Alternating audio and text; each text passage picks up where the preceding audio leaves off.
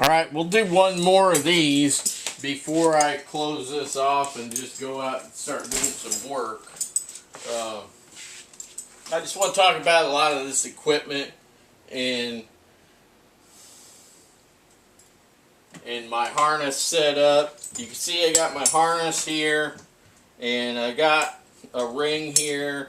This bridge rope is my own doing. The harness did not come with this. I put this rope between these side points and these D's here. These two D's are your lifeline D's. And this has got the super heavy sewing, and it's actually protected there and so on. And this goes underneath your butt all the way around. It's a saddle type setup all the way up here, and that is your life. That's what protects you. Okay, these do not. These are positioning D's. These are rated to 5,000 pounds each. I like steel D's. I don't like those aluminum ones. I don't like those hot forged aluminum or whatever they are. I like steel D's in my saddle. My saddle quote slash harness. Steel. These rings are steel. These are CMI rings made in the USA. I've got some ISC ones too, made in Wales, I think. This one's 72 kilonewtons. Rating max braking strength 16,200 pounds. And I'm going to show you how that works. This will go into my regular climbing line. Alright, so let's just pretend that's my climbing line.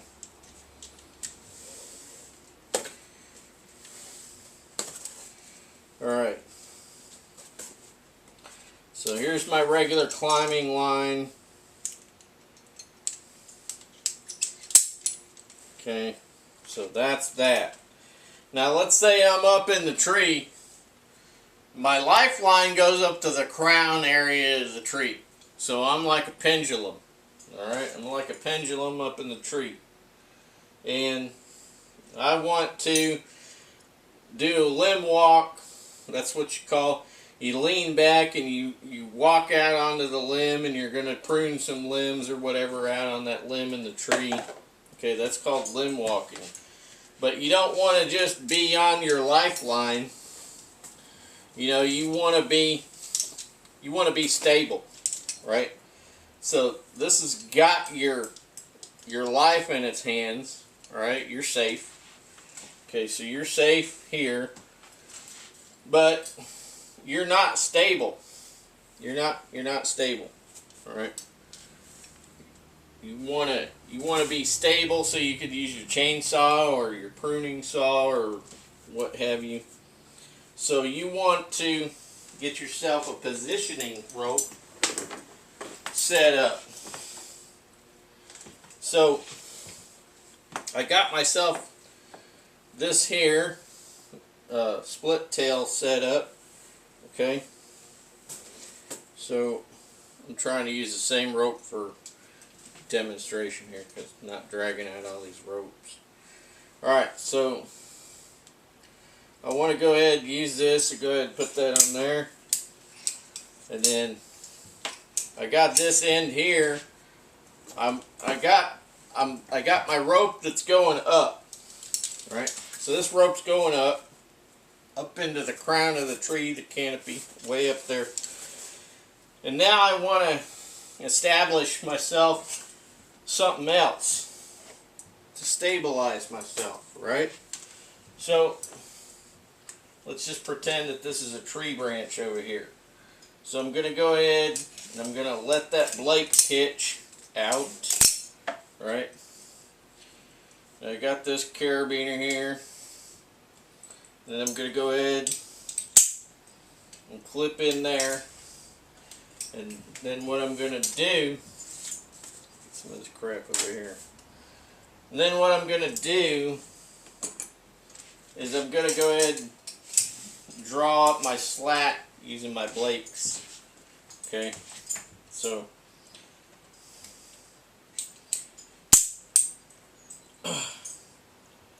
doesn't really matter which way that goes, but anyway, so I got this rope here on that branch, and then I've got my main lifeline that goes up. It goes up to the crown of the canopy. Okay, so now I've formed myself a little triangle here, so I could just lean back, or I could sit down, take a little nap, whatever I want to do, and I'm completely stable. So this is the reason why you want something like this set up here, to where you can be, you can move about, but you're still stable. Okay, you got 2 points, so you're like the point of the triangle. Okay, and the base is high, and the wider the base is, the more things easier are for you. All right, so this is the same situation over here. You could do the same situation over here. I have been in situations where I have had 3 ropes because of the awkwardness of the tree and the way that the limbs were splayed out. I've had 3 ropes on me in the tree. Anyway, this carabiner is an unusual one because you push forward, right, and then open. And this is a Kong carabiner. I got it because it was blue. No other reason. I just got it because I wanted one that would be a different color.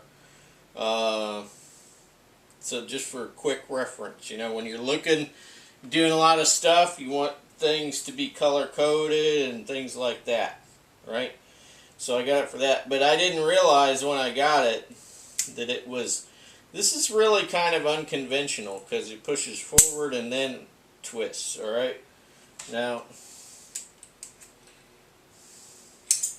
let's look at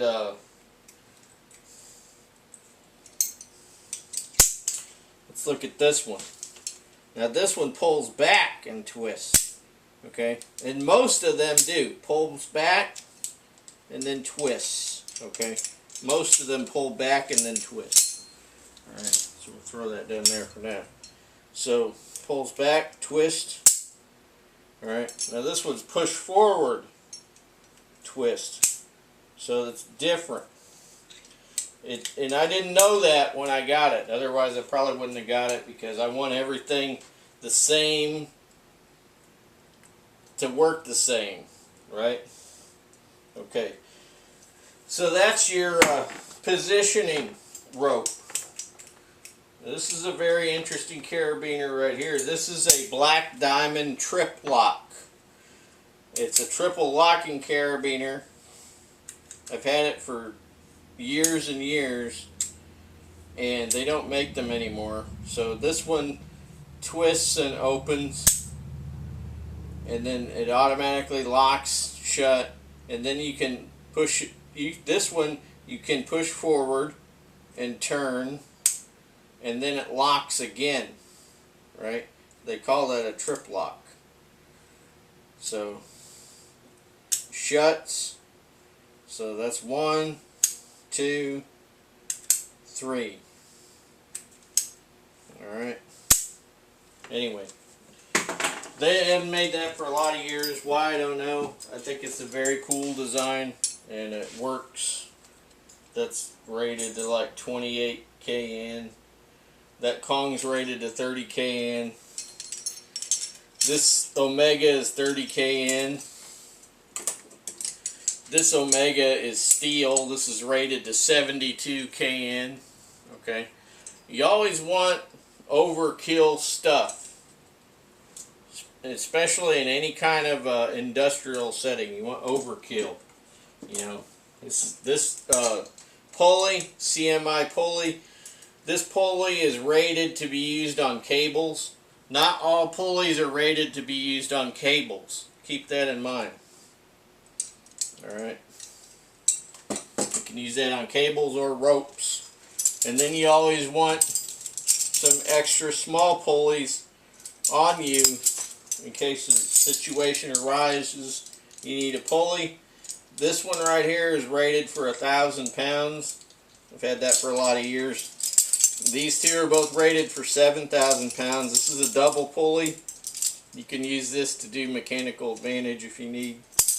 You always want a few basic carabiners like this. You always want basic locking carabiners, and then you're going to want some hardcore steel carabiners, right? So this is a big SMC. Rated to like 54 kN. Now I don't think this one's legal anymore because you have to unlock it like that and then screw lock.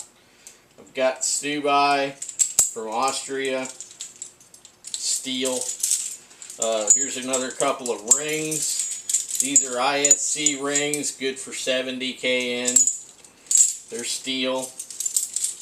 These little quick links, okay, these are used for non-life support, just for doing little things like, you know, pulley tender or something like that. You know, have a few of those little ones around. You can buy some, though, that are rated, okay? There are some of these types of links that are rated by Petzl and others. You can look into that if you like. This big SMC, that's like a search and rescue type thing. Here's what's called a Fifi hook by L.V.I. And this is designed so that you can have this on you, and if you want to rest, you can just hook this on something and then just lean back in your harness and rest. That's all it's designed for. Just for static, no movement, just hanging out, maybe taking a drink of water or something, right? This is your Samson Vortex Hot, 12.7 millimeter. This is a CMI Ultra Sender. It's rated to 13 millimeter, as you can see. You know, it's real nice. Does not damage the rope. Okay, so I'll put that there. See how easy that goes through when I go up. And if I put weight, it doesn't go down. Okay. CMI Ultra Senders. Great device. There's something else. This is a daisy chain. These are full strength loops. Alright. About 6 bar tacks each. You can use this to as a basal anchor or what have you, a personal anchor. So if you wanted to clip this and then you wanted to tie this in with something or a carabiner or whatnot, you could do that. And just select whatever length you need, right? Select whatever length you need. That's made by CMI. That's an ISC 70 kN steel ring. Over here I've got an old Atria. Okay.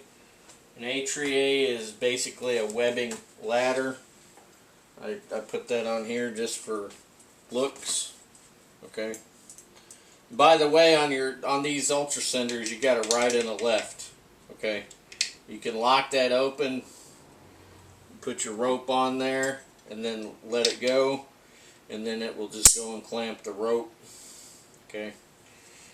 There's just a webbing sling, and I got that girth hitched on here. These CMI Ultra Senders are nice because you can girth hitch rather than put a metal carabiner or whatever. You could just girth hitch right there because they're thick. And they're rounded on the inside, so it's kind of like girth hitching a carabiner.